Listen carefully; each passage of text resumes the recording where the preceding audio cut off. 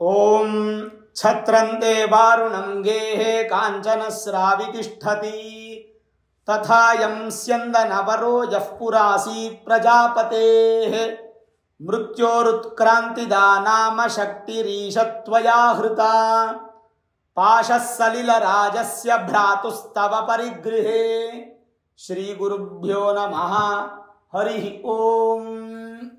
ಆತ್ಮೀಯ ಪ್ರಿಯ ಪ್ರೇಕ್ಷಕ ಮಿತ್ರರೇ, ನಿಮ್ಮೆಲ್ಲರ ಜೀವನ ಸುಖಕರ ಲಾಭಕರವಾಗಿರಲಿ ಅಂತ ನನ್ನ ಆರಾಧ್ಯ ದೇವಿ ಹೊರನಾಡು ಅನ್ನಪೂರ್ಣೇಶ್ವರಿಯ ಪಾದಗಳಿಗೆ ನಮಸ್ಕರಿಸ್ತಾ, ಪ್ರಿಯ ಪ್ರೇಕ್ಷಕ ಮಿತ್ರರೇ, ವೃಶ್ಚಿಕ ರಾಶಿ ಜುಲೈ ತಿಂಗಳ ಮಾಸ ಭವಿಷ್ಯ ಹೇಗಿರುತ್ತೆ ಅನ್ನುವಂಥದ್ದನ್ನು ಈ ವಿಡಿಯೋ ನಾವು ನೋಡೋಣ.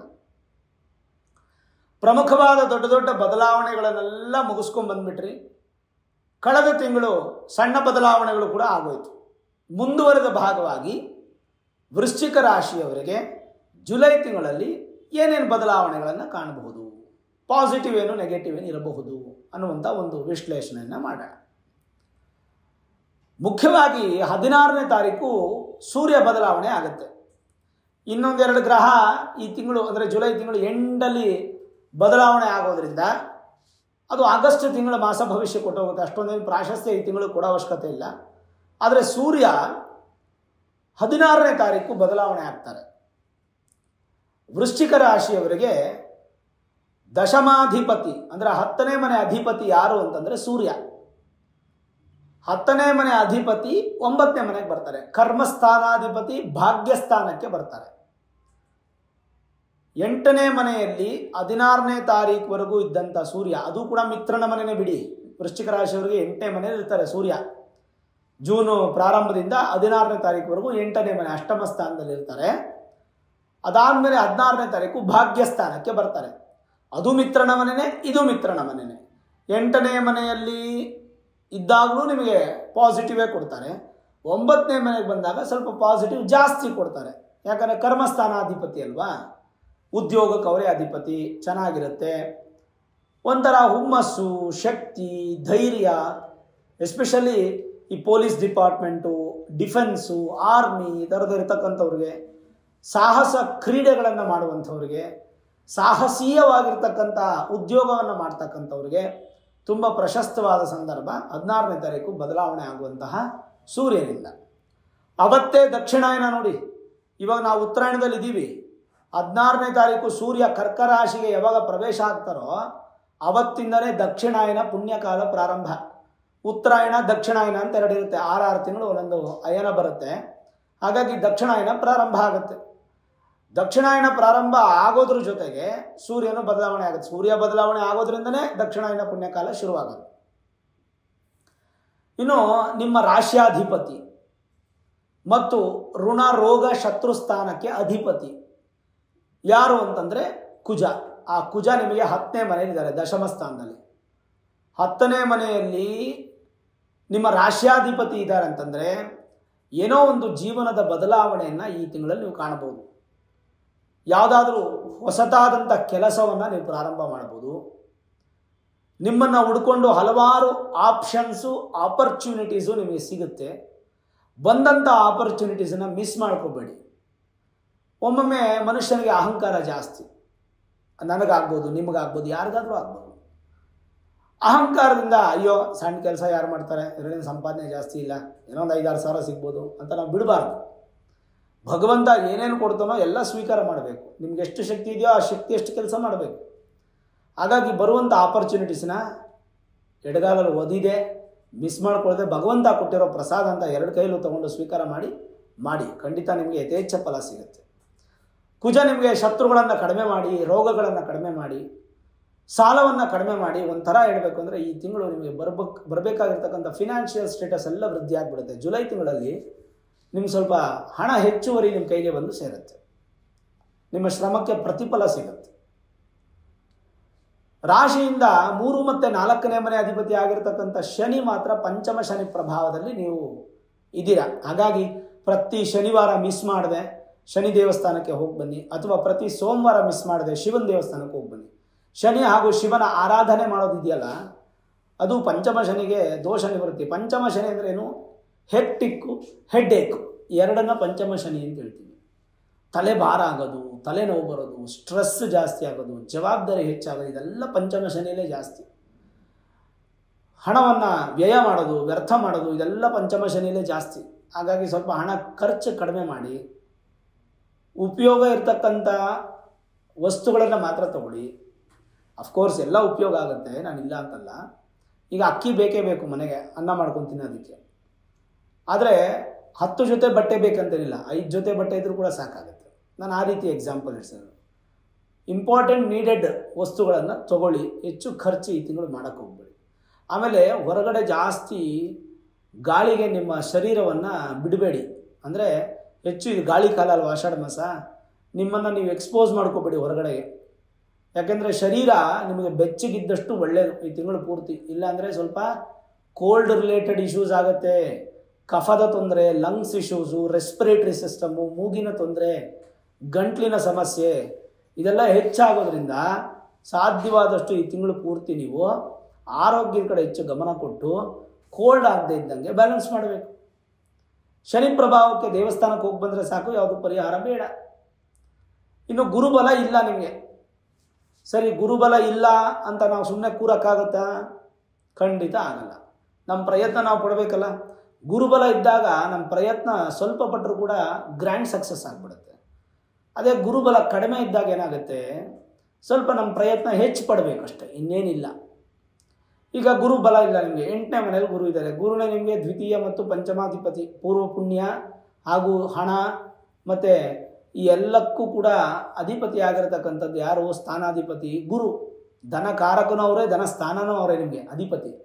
ಅವರು 8ನೇ ಮನೇಲಿದ್ದಾರೆ. 8ನೇ ಮನೇಲಿ ಗುರು ಇದ್ದರೆ ವಿಶೇಷ ಫಲ ಏನಿಲ್ಲ.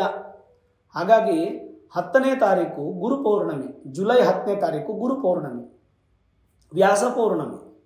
ಅವತ್ತಿನ ದಿನ ಯಾವುದೇ ಕಾರಣಕ್ಕೂ ಮಿಸ್ ಮಾಡಬೇಡಿ. ಬೆಳಗ್ಗೆ ಬೇಗ ಎದ್ದು ತಲೆಗೆ ಸ್ನಾನ ಮಾಡಿ, ಒಂದು ಒಳ್ಳೆ ಹತ್ತಿ ಬಟ್ಟೆ, ಕಾಟನ್ ಡ್ರೆಸ್ಸು ಹಾಕ್ಕೊಂಡು ಗುರುಗಳ ದೇವಸ್ಥಾನಕ್ಕೆ ಹೋಗಿ ಬನ್ನಿ. ಪ್ರತ್ಯಕ್ಷ ಗುರುಗಳು ಅಥವಾ ಪರೋಕ್ಷ ಗುರುಗಳನ್ನು ದರ್ಶನ ಮಾಡಿ ಅವರ ಹತ್ರ ಆಶೀರ್ವಾದ ತಗೊಳ್ಳಿ. ದಕ್ಷಿಣಾಮೂರ್ತಿ ಆಗ್ಬೋದು, ಅಥವಾ ದತ್ತಾತ್ರೇಯರಾಗ್ಬೋದು, ರಾಘವೇಂದ್ರ ಸ್ವಾಮಿಗಳಾಗ್ಬೋದು, ಶಂಕರಾಚಾರ್ಯರಾಗ್ಬೋದು, ಮಧ್ವಾಚಾರ್ಯರಾಗ್ಬೋದು, ರಾಮಾನುಜಾಚಾರ್ಯರಾಗ್ಬೋದು, ಸಾಯಿಬಾಬಾ ಆಗ್ಬೋದು. ಹೀಗೆ ಗುರುಗಳನ್ನು ದರ್ಶನ ಅಥವಾ ಸೇವೆ ಪ್ರತ್ಯಕ್ಷವಾಗಿಯೂ ಮಾಡ್ಬೋದು, ಪರೋಕ್ಷವಾಗಿಯೂ ಮಾಡ್ಬೋದು. ಆ ದರ್ಶನವನ್ನು ಮಾಡೋದ್ರಿಂದ ಗುರುಗಳು ಅಂತಂದರೆ ಕೇವಲ ನಿಮಗೆ ಮಠದಲ್ಲಿರ್ತಕ್ಕಂಥವ್ರು ಮಾತ್ರ ಅಲ್ಲ. ಈಗ ನಿಮ್ಮ ವಿದ್ಯೆ, ಉದಾಹರಣೆಗೆ ನೀವು ಯಾವುದೋ ಒಂದು ವಿದ್ಯಾಭ್ಯಾಸ ಮಾಡಿರ್ತೀರ, ಒಂದು ಇಂಜಿನಿಯರಿಂಗ್ ಮಾಡಿರ್ತೀರ. ಆ ಇಂಜಿನಿಯರಿಂಗ್ ಹೇಳ್ಕೊಟ್ಟವ್ರು ಯಾರು? ಗುರುಗಳು. ಆ ಗುರುಗಳನ್ನು ನಮಿಸೋದು, ಅವ್ರನ್ನ ದರ್ಶನ ಮಾಡೋದು. ಕನಿಷ್ಠ ಪಕ್ಷ ಫೋನ್ ಮಾಡಿ, ಹೇಗಿದ್ದೀರಾ ಗುರುಗಳೇ, ಸರ್ ಹೇಗಿದ್ದೀರಾ, ಚೆನ್ನಾಗಿದ್ದೀರಾ, ಇವತ್ತು ಗುರು ಪೌರ್ಣಮಿ, ಹಾಗಾಗಿ ನಿಮ್ಮ ಬ್ಲೆಸ್ಸಿಂಗ್ಸ್ ತೊಗೊಳೋದಕ್ಕೆ ಫೋನ್ ಮಾಡಿದೆ, ಒಂದು ಮಾತು. ಅದರಿಂದ ನಿಮ್ಗೆ ತುಂಬ ಚೆನ್ನಾಗಿರುತ್ತೆ. ಪ್ರತ್ಯಕ್ಷ ಅಥವಾ ಪರೋಕ್ಷ ಗುರುವನ್ನು ಆರಾಧನೆ ಮಾಡೋದ್ರಿಂದ ವೃಶ್ಚಿಕ ರಾಶಿಯವರಿಗೆ ಗುರುಬಲ ಅನ್ನುವಂಥ ಸ್ವಲ್ಪ ಪ್ರಮಾಣದಲ್ಲಿ ಸಿಗುತ್ತೆ. ಗುರು ಚೆನ್ನಾಗಿಲ್ಲ, ಗುರು ಶಾಂತಿ ಬೇಕಿಲ್ಲ, 10ನೇ ತಾರೀಕು ಪೌರ್ಣಮಿ ದಿನ ಗುರುಗಳ ಆಶೀರ್ವಾದ ತಗೊಳ್ಳಿ. ಇನ್ನು ನಿಮ್ಮ ರಾಶಿಯಿಂದ 7 ಮತ್ತು 12ನೇ ಮನೆ ಅಧಿಪತಿಯಾಗಿರ್ತಕ್ಕಂಥ ಶುಕ್ರ 7ನೇ ಮನೆಯಲ್ಲಿದ್ದು ಶುಭ ಕಾರ್ಯಕ್ಕೆ ಸಂಬಂಧಪಟ್ಟಂಥ ಗ್ರಹ ಸ್ಟ್ರಾಂಗ್ ಆಗಿರೋದ್ರಿಂದ ಸ್ವಲ್ಪ ಈ ವಿದೇಶದಲ್ಲಿ ಇರ್ತಕ್ಕಂಥ ವೃಶ್ಚಿಕ ರಾಶಿಯವರಿಗೆಲ್ಲ ತುಂಬ ಚೆನ್ನಾಗಿ ಸಿಗುತ್ತೆ. ಎಕ್ಸ್ಪೋರ್ಟ್ ಆ್ಯಂಡ್ ಇಂಪೋರ್ಟ್ ಬಿಸ್ನೆಸ್ ಮಾಡೋರಿಗೆ ತುಂಬ ಚೆನ್ನಾಗಿರುತ್ತೆ. ವಿದೇಶದ ಜೊತೆ ನಂಟು ಇಟ್ಕೊಂಡಿರ್ತಕ್ಕಂಥವ್ರಿಗೆ ಒಳ್ಳೆಯ ಉದ್ಯೋಗದಲ್ಲಿ ಅಭಿವೃದ್ಧಿ ಆಗುತ್ತೆ. ಆಮೇಲೆ ನೀವೇ ಬಿಸ್ನೆಸ್ ಮಾಡ್ತಾಯಿದ್ರೆ ಒಳ್ಳೊಳ್ಳೆ ಪ್ರಾಜೆಕ್ಟ್ಸನ್ನು ನೀವು ಕೈ ಹಿಡ್ಕೋತೀರಾ. ಈ ಥರದೆಲ್ಲ ಸ್ವಲ್ಪ ಅನುಕೂಲ. ಸತಿಪತಿಗಳ ಮಧ್ಯೆ ವೈಮನಸ್ಯಗಳು ದೂರ ಆಗೋದು, ಫ್ಯೂಚರ್ ಲೈಫ್ ಬಗ್ಗೆ ಒಂದು ಸ್ವಲ್ಪ ಪ್ಲ್ಯಾನಿಂಗನ್ನು ಮಾಡುವಂಥದ್ದು, ಅದಕ್ಕೆ ಬೇಕಾದಂಥ ಸೌಕರ್ಯಗಳಿಗೆ ನಿಮಗೆ 10 ಜನ ಸಪೋರ್ಟ್ ಮಾಡ್ತಾರೆ. ಅದೆಲ್ಲ ವೃಶ್ಚಿಕ ರಾಶಿಯವರಿಗೆ ಸಿಗ್ತಾ ಹೋಗುತ್ತೆ. ಇನ್ನು ರಾಶಿಯಿಂದ 8 ಹಾಗೂ 11ನೇ ಮನೆ ಅಧಿಪತಿ ಆಗಿರ್ತಕ್ಕಂಥ ಬುಧ ಅಷ್ಟಮದಲ್ಲೇ ಇದ್ದಾರೆ. ಬುಧ ಸ್ವಕ್ಷೇತ್ರದಲ್ಲಿ 80% ಲಾಭಾಧಿಪತಿ, ಅಷ್ಟಮದಲ್ಲಿ ಸ್ವಕ್ಷೇತ್ರದಲ್ಲಿ 80% ಭದ್ರಯೋಗದಲ್ಲಿರೋದ್ರಿಂದ ಸ್ವಲ್ಪ ಮಟ್ಟಿಗೆ ಅಪಾರವಾಗಿರ್ತಕ್ಕಂಥ ಆತ್ಮವಿಶ್ವಾಸ ನಿಮ್ಮಲ್ಲಿ ಹೆಚ್ಚಾಗುತ್ತೆ. ಸಿಕ್ಕಾಪಟ್ಟೆ ಆಪ್ಷನ್ಸ್ ಅನ್ನುವಂಥದ್ದು ಸಿಗುತ್ತೆ ವೃಶ್ಚಿಕ ರಾಶಿಯವರಿಗೆ ಈ ತಿಂಗಳು. ಹೇಗೆ ಅಂತಂದರೆ ಇದು ಬೇಕಾ ಅದು ಬೇಕಾ ಇದು ಬೇಕಾ ಅಂತ ಸೆಲೆಕ್ಟ್ ಮಾಡ್ಕೊಳ್ಳೋ ರೀತಿಯಾದ ಆಪ್ಷನ್ಸ್. ಅದು ಬಿಸ್ನೆಸ್ ಆಗ್ಬೋದು, ಅಥವಾ ಜಾಬ್ ಆಗ್ಬೋದು, ಅಥವಾ ನಿಮ್ದು ಯಾವುದೇ ವೃತ್ತಿ ಆಗ್ಬೋದು. ಖಂಡಿತ ಆಪ್ಷನ್ಸ್ ಜಾಸ್ತಿ ಸಿಗುತ್ತೆ. ಕರೆಕ್ಟಾಗಿ ಡಿಸಿಷನ್ ತೊಗೊಂಡು ಯುಟಿಲೈಸ್ ಮಾಡ್ಕೊಂಬಿಟ್ರೆ ಒಂದು ಒಳ್ಳೆ ಸಾಲಿಡ್ ಆಗಿರ್ತಕ್ಕಂಥ ಒಂದು ವ್ಯಾಪಾರದ ಅಭಿವೃದ್ಧಿಯನ್ನು ಕಾಣ್ಬೋದು. ಅದರಿಂದ ವರಮಾನವೂ ಚೆನ್ನಾಗಿ ಬರುತ್ತೆ. ಹಣದ ಅನುಕೂಲ ನಿಮಗೆ ತುಂಬ ಚೆನ್ನಾಗಾಗಿ ಪ್ರತಿಯೊಬ್ಬರಿಗೂ ಹಣ ಬೇಕೇ ಬೇಕಲ್ವ, ಜೀವನ ಮಾಡಬೇಕಂದ್ರೆ ಹಣ ಬೇಕು, ಹಣ ಇಲ್ಲದೆ ಜೀವನ ಮಾಡೋಕ್ಕಾಗಲ್ಲ. ಆ ರೀತಿಯಾಗಿ ನಿಮಗೆ ಸಪೋರ್ಟಿವ್ ಆಗಿ ಭಗವಂತ ಅನುಗ್ರಹ ಮಾಡ್ತಾನೆ, ಚಿಂತೆ ಮಾಡೋ ಅವಶ್ಯಕತೆ ಇಲ್ಲ. ಇನ್ನು ಮೇಲಾಗಿ ರಾಶಿಯಿಂದ 10ನೇ ಮನೆ ಇದೆಯಲ್ಲ, ಅದು ತುಂಬ ಇಂಪಾರ್ಟೆಂಟು. ದಶಮ ಸ್ಥಾನದಲ್ಲೇ ಕುಜ ಇದ್ದು ದಶಮ ಸ್ಥಾನಾಧಿಪತಿ ಅಷ್ಟಮ ಮತ್ತು ನವಮ ಸ್ಥಾನದಲ್ಲಿ ಈ ತಿಂಗಳು ಪೂರ್ತಿ ಇರೋದ್ರಿಂದ ಬಹಳ ಉತ್ತಮ ಮತ್ತು ವಿಶೇಷವಾದ ಫಲ ಅನ್ನುವಂಥದ್ದು ನಿಮ್ಗೆ ಸಿಗುತ್ತೆ. ಇನ್ನು ಸಪ್ತಮದಲ್ಲಿ ಶುಕ್ರ ಇದ್ದಾಗ ಏನೇನು ಫಲ, ಏನು ಹೇಳುತ್ತೆ ಜ್ಯೋತಿಷ್ಯದಲ್ಲಿ, ಗ್ರಂಥದಲ್ಲಿ ಏನು ಹೇಳುತ್ತೆ ಅನ್ನುವಂಥದ್ದು ನೋಡೋದಾದ್ರೆ, ಸಪ್ತಮ ಭಾವ ಸತ್ಸಂಬಂಧಯುತೆ ಸಪ್ತರ್ಕ್ಷೆ ತದೀಶೆ ಬಲಾನ್ವಿತೆ ಪತಿ ಪುತ್ರವತಿ ಸಾಧ್ವಿ ಭಾರ್ಯ ಸರ್ವಗುಣೈರ್ವೃತಾ ಅಂತ ಶ್ಲೋಕ. ಅಂದರೆ 7ನೇ ಮನೆಯಲ್ಲಿ ಶುಕ್ರ ವಿವಾಹಕಾರಕ, ಅಂದಕ್ಕೆ ಕಾರಕನಾದಂಥ ಶುಕ್ರ 7ನೇ ಮನೆಯಲ್ಲೇ ಇರೋದ್ರಿಂದ ಸಪ್ತಮ ಭಾವವು ಶುಭಗ್ರಹ ಸಂಬಂಧದಲ್ಲಿ ಅಥವಾ ಸಪ್ತಮಾಧಿಪತಿಯು ಸಪ್ತಮದಲ್ಲೇ ಇದ್ದು ಬಲಿಷ್ಠನಾಗಿದ್ದರೆ ಒಳ್ಳೆ ಸದ್ಗುಣವಾಗಿರತಕ್ಕಂಥ ಜೀವನ ಪ್ರಾಪ್ತಿಯಾಗುತ್ತೆ. ಸತಿಪತಿಗಳ ಮಧ್ಯೆ ವೈಮನಸ್ಯಗಳು ದೂರವಾಗುತ್ತೆ, ಕುಟುಂಬದ ವ್ಯಾಜ್ಯಗಳು ದೂರವಾಗುತ್ತೆ. ಪತ್ನಿ ಪುತ್ರರು ಅಥವಾ ಪತಿ ಪುತ್ರರು ನಿಮ್ಮ ವಂಶ ಅಭಿವೃದ್ಧಿಗೆ, ಮುಂದಿನ ಮಾರ್ಗಕ್ಕೆ ಯೋಚನೆ ಮಾಡುವಂಥ ಲಕ್ಷಣಗಳು ಸಿಗುತ್ತೆ. ಜೊತೆಗೆ ಸಂತೃಪ್ತಿಯಾಗಿರ್ತಕ್ಕಂಥ ಅಭಿವೃದ್ಧಿ ಅನ್ನೋದು ಸಿಕ್ಕಿ ಒಂದು ಹಂತಕ್ಕೆ ಜೀವನದಲ್ಲಿ ಯಶಸ್ಸು ಮತ್ತು ಸಂತೋಷ ಅನ್ನುವಂಥದ್ದು ಕಾಣಬಹುದು. ಇದಿಷ್ಟು ಈ ಗೋಚಾರದ ಫಲ. ಆದರೆ ಜನರಲೈಸ್ ಆಗಿ ಹೇಗಿದೆ, ಸತತ ಪ್ರಯತ್ನಗಳು ಬೇಕು. 1-2 ಪ್ರಯತ್ನ ಅಲ್ಲ, ಸತತ ಪ್ರಯತ್ನದಲ್ಲಿ ಪ್ರಯತ್ನ ಮಾಡ್ತಾ ಇರಬೇಕು. ಸತತ ಪ್ರಯತ್ನದಿಂದ ಯಶಸ್ಸು ನಿಮ್ಮದಾಗುತ್ತೆ. ತುಂಬ ಉತ್ಸುಕರಾಗಿರ್ತೀರ, ಉತ್ಸಾಹ ಜಾಸ್ತಿ ಇರುತ್ತೆ, ತಿಂಗಳು ಲವಲವಿಕೆ ಜಾಸ್ತಿ ಇರುತ್ತೆ, ಅದರಿಂದ ಧನಲಾಭ. ಪ್ರವಾಸಕ್ಕೆ ವಿಹಾರಕ್ಕೆ ಹೋಗಬೇಕೆಂಬ ಮನಸ್ಸು ಜಾಸ್ತಿ ಇರುತ್ತೆ. ಪುಣ್ಯಕ್ಷೇತ್ರಗಳ ದರ್ಶನ ಹೆಚ್ಚು ಮಾಡ್ತೀರಾ, ಆ ದೇವಾಲಯ ದರ್ಶನದಿಂದ ಮನಸ್ಸಿಗೆ ನೆಮ್ಮದಿನೂ ಸಿಗುತ್ತೆ. ಆರೋಗ್ಯದಲ್ಲಿ ಚೆನ್ನಾಗಿದೆ, ಕೋಲ್ಡ್ ರಿಲೇಟೆಡ್ ಮಾತ್ರ ಹುಷಾರಾಗಿರಿ. ದೀರ್ಘಕಾಲದ ರೋಗಗಳೇನಾದರೂ ಸ್ವಲ್ಪ ಎಚ್ಚರವಾಗಿರಿ. ಅನಿರೀಕ್ಷಿತವಾಗಿ ಈ ತಿಂಗಳು ಧನಲಾಭ ಪ್ರಾಪ್ತಿಯಾಗುತ್ತೆ. ನಿಮ್ಮ ಚೈತನ್ಯ ಶಕ್ತಿ ಬಹಳ ಹೆಚ್ಚಾಗಿರುತ್ತೆ. ವಿದ್ಯಾರ್ಥಿಗಳಿಗೆ ಈ ಮಾಸ ಅತ್ಯಂತ ಶುಭ ಫಲ. ಮುಂದಿನ ಜೀವನದ ಬಗ್ಗೆ ಮಹತ್ವಪೂರ್ಣ ನಿರ್ಧಾರ, ಅದು ವಿದ್ಯಾಭ್ಯಾಸಕ್ಕಿರ್ಬೋದು, ಉದ್ಯೋಗಕ್ಕಿರ್ಬೋದು, ಅಥವಾ ಸೆಟಲ್ ಆಗೋದಕ್ಕಿರ್ಬೋದು, ಒಳ್ಳೆ ನಿರ್ಧಾರಗಳನ್ನು ತೆಗೆದುಕೊಳ್ತೀರ. ಸಮಾಜದಲ್ಲಿ ಉತ್ತಮ ಸ್ಥಾನಮಾನ, ಗೌರವ, ಅಭಿವೃದ್ಧಿ. ವಿದೇಶಿ ಪ್ರಯಾಣ ಅನುಕೂಲ, ಅದೃಷ್ಟದ ಮಾಸ. ಸಾಲಬಾಧೆ ಕಡಿಮೆ ಆಗ್ತಾ ಹೋಗುತ್ತೆ. ಸಹೋದರರಿಂದ ನಿಮಗೆ ಸಹಾಯ ಪ್ರಾಪ್ತಿ, ಮಿತ್ರರಿಂದ ಸಹಾಯ ಪ್ರಾಪ್ತಿ, ಗುರುಗಳ ದರ್ಶನದಿಂದ ಮನಸ್ಸಿಗೆ ನೆಮ್ಮದಿ. ಹೊಸ ಕೆಲಸದಲ್ಲಿ ಕೂಡ ಜಯಪ್ರಾಪ್ತಿ. ಒಂದು ಹಂತಕ್ಕೆ ಉತ್ತಮವಾದಂಥ ಸ್ಥಾನ ಅನ್ನುವಂಥದ್ದು ನಿಮ್ಗೆ ಸಿಗ್ತಾ ಬರುತ್ತೆ. ತಂದೆ ತಾಯಿ ಹಾಗೂ ಹಿರಿಯರ ಆಶೀರ್ವಾದ ನಿಮಗೆ ಹೆಚ್ಚು ಸಿಗುತ್ತೆ. ಬಂಧುಗಳ ಆಗಮನದಿಂದ ಸ್ವಲ್ಪ ಮನಸ್ಸಿಗೆ ನೆಮ್ಮದಿ, ಸಪೋರ್ಟ್ ಸಿಗುತ್ತೆ ಬಂಧುಗಳದು. ಕೆಲಸ ಕಾರ್ಯಗಳಲ್ಲಿ ಹೆಚ್ಚಿನ ಅಭಿವೃದ್ಧಿ ಅನ್ನುವಂಥದ್ದು ಕಾಣ್ಬೋದು. ಬಂಡವಾಳ ಹೂಡಿಕೆಗೆ ಈ ಮಾಸ ತುಂಬ ಚೆನ್ನಾಗಿದೆ. ರೈತರಿಗೂ ತುಂಬ ಚೆನ್ನಾಗಿದೆ. ಒಳ್ಳೆಯ ಮೃಷ್ಟಾನ್ನ ಭೋಜನ, ಅದ್ಭುತವಾದ ನಿದ್ರೆ, ಇದೆಲ್ಲ ನಿಮಗೆ ಸಿಗುತ್ತೆ. ಸ್ಥಿರ ಆಸ್ತಿ ಖರೀದಿ ಮಾಡುವಂಥ ಮನಸ್ಸು ನಿಮಗೆ ಬರುತ್ತೆ. ಅದಕ್ಕೆ ಬೇಕಾದ ದಾರಿಗಳು ಕೂಡ ಒಂದೊಂದಾಗೆ ಪ್ರಾರಂಭ ಆಗುತ್ತೆ, ಕಾಣಕ್ಕೆ ಶುರುವಾಗುತ್ತೆ. ರಾಜಕೀಯ ಕ್ಷೇತ್ರದಲ್ಲೂ ಜಯಪ್ರಾಪ್ತಿ, ಅಧಿಕಾರ ಪ್ರಾಪ್ತಿ. ವಿದ್ಯಾರ್ಥಿಗಳು ಯಾವುದಾದ್ರೂ ಒಂದು ಕೋರ್ಸ್ ಸೆಲೆಕ್ಟ್ ಮಾಡ್ಕೋಬೇಕಾದ್ರೆ ಸ್ವಲ್ಪ ಅನುಭವಸ್ಥರನ್ನು ಕೇಳಿ ತಗೊಳ್ಳಿ, ರಾಂಗ್ ಡಿಸಿಷನ್ ತಗೋಬೇಡಿ. ಇದಿಷ್ಟು ಜನರಲೈಸ್ ಆಗಿರ್ತಕ್ಕಂಥ ವಿಚಾರ. ನೋಡಿ, ಈಗ ನಮಗೆ 24ನೇ ತಾರೀಕು ಜ್ಯೋತಿರ್ಭೀಮೇಶ್ವರ ಬರ್ತಾ ಇದೆ, ಜುಲೈ ತಿಂಗಳಲ್ಲಿ.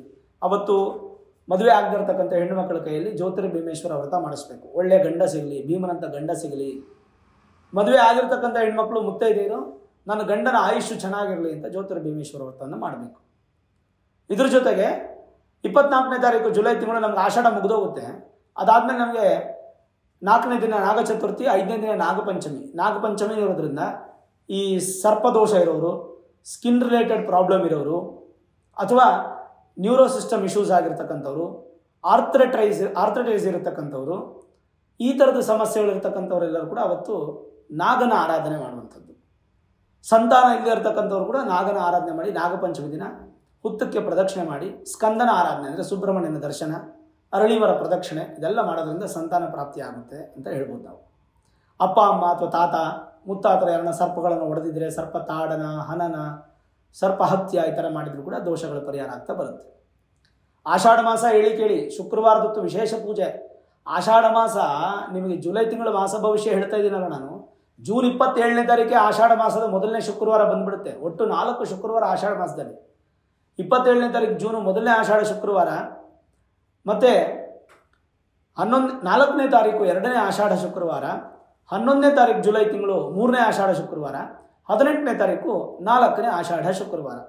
ಈ 4 ಆಷಾಢ ಶುಕ್ರವಾರದ ಕೂಡ ಹೆಣ್ಣು ಮಕ್ಕಳು ಶ್ರದ್ಧೆಯಿಂದ ಭಕ್ತಿಯಿಂದ ಲಕ್ಷ್ಮೀ ಆರಾಧನೆ ಮಾಡಿ, ಬೆಳಗ್ಗೆ ಬ್ರಾಹ್ಮಿ ಮುಹೂರ್ತದಲ್ಲೂ ಮಾಡ್ಬೋದು, ಸೂರ್ಯೋದಯ ಆದಮೇಲೆ ಕೂಡ 1 ಲಗ್ನ 2 ಅವರ್ ಒಳಗೆ ಮಾಡ್ಬೋದು, ಇಲ್ಲ ಸಂಜೆ ಗೋಧೂಳಿ ಲಗ್ನದಲ್ಲೂ ಮಾಡ್ಬೋದು. ನಿಮ್ಮ ಪದ್ಧತಿಯಂತೆ ವರ್ಷ ಹೇಗೆ ಮಾಡ್ಕೊಂಡು ಬರ್ತಾ ಇದ್ದೀರೋ ಆ ಥರ ಪದ್ಧತಿ ಪ್ರಕಾರ ಶ್ರದ್ಧೆಯಿಂದ ಆ ತಾಯಿ ಆರಾಧನೆ ಮಾಡಿ. ಅದರಿಂದ ಹೆಣ್ಣು ಮಕ್ಕಳಿಗೆ ವಿಶೇಷ ಫಲ ಸಿಗುತ್ತೆ, ನಿಮ್ಮ ಮನೆಗೂ ಸೌಭಾಗ್ಯ ಸಿಗುತ್ತೆ, ಗಂಡನ ಆಯುಷು ವೃದ್ಧಿಯಾಗಿ ಮಾಂಗಲ್ಯ ಭಾಗಯೋಗನೂ ನಿಮಗೆ ಸಿಗುತ್ತೆ. ಇನ್ನು ಆಷಾಢ ಮಾಸದಲ್ಲಿ ಅಮ್ಮನವರನ್ನು ಆರಾಧನೆ ಮಾಡೋದ್ರ ಜೊತೆಗೆ ಗುರುಗಳನ್ನು ಆರಾಧನೆ ಮಾಡುವಂಥದ್ದು ಭಾಳ ವಿಶೇಷ. ಓವರಾಲ್ ನೋಡಿದಾಗ ಹೆಚ್ಚುವರಿ ಯಾವುದೂ ಸಮಸ್ಯೆಗಳು ವೃಶ್ಚಿಕ ರಾಶಿಯವರಿಗೆ ಈ ತಿಂಗಳು ಕಾಣ್ತಾ ಇಲ್ಲ. ಕೇವಲ ಶನಿ ಮಾತ್ರ ಚೆನ್ನಾಗಿಲ್ಲ, ಪಂಚಮ ಶನಿ. ಗುರುನು ಚೆನ್ನಾಗಿಲ್ಲ, ಯಾಕಂದರೆ ಅಷ್ಟಮದಲ್ಲಿದ್ದಾರೆ, ಗುರುಬಲ ಇಲ್ಲ. ಗುರು ಶನಿಯನ್ನು ಬಲ ಮಾಡಿಕೊಂಡ್ರೆ ಸಾಕು. ಅದಕ್ಕೆ ಬೇಕಾದ ಪರಿಹಾರ ನಾನು ಕೊಟ್ಟಿದ್ದೀನಿ ಸಿಂಪಲ್ಲಾಗಿ. ಅಷ್ಟನ್ನು ಮಾಡಿಕೊಂಡ್ರೆ ಈ ತಿಂಗಳು ಸಂತೃಪ್ತಿಯ ಜೀವನ ನೀವು ಪ್ರಾಪ್ತಿ ಮಾಡ್ಕೋಬೋದು. ಓವರಾಲ್ ಹೇಳಬೇಕಂದ್ರೆ ಚೆನ್ನಾಗಿದೆ ಅಂತ ಹೇಳ್ಬೋದು. ನೋಡಿದ್ರಲ್ಲ ವೀಕ್ಷಕರೇ, ಜುಲೈ ತಿಂಗಳ ವೃಶ್ಚಿಕ ರಾಶಿಯ ಮಾಸ ಭವಿಷ್ಯ. ಈ ವಿಡಿಯೋ ಇಷ್ಟ ಆಗಿದ್ದರೆ ಲೈಕ್ ಮಾಡಿ, ಶೇರ್ ಮಾಡಿ, ಮುಖ್ಯವಾಗಿ ನಮ್ಮ ಚಾನಲ್ಗೆ ಸಬ್ಸ್ಕ್ರೈಬ್ ಮಾಡಿ, ಬೆಲ್ ಐಕಾನನ್ನು ಪ್ರೆಸ್ ಮಾಡಿ. ಪ್ರತಿನಿತ್ಯ ನಾನು ಪೂಜೆ ಮಾಡುವಂತಹ ನನ್ನ ಆರಾಧ್ಯ ದೇವಿ ಹೊರನಾಡು ಅನ್ನಪೂರ್ಣೇಶ್ವರಿಯ ಆಶೀರ್ವಾದ ಅನುಗ್ರಹ ಸದಾಕಾಲ ಮತ್ತೊಮ್ಮೆ ನಿಮ್ಗೆ ಸಿಗಲಿ ಅಂತ ಪ್ರಾರ್ಥನೆ ಮಾಡ್ತಾ, ಸರ್ವೇ ಜನಾಃ ಸುಖಿನೋ ಭವಂತು, ಸಮಸ್ತ ಸನ್ಮಂಗಳಾನಿ ಭವಂತು.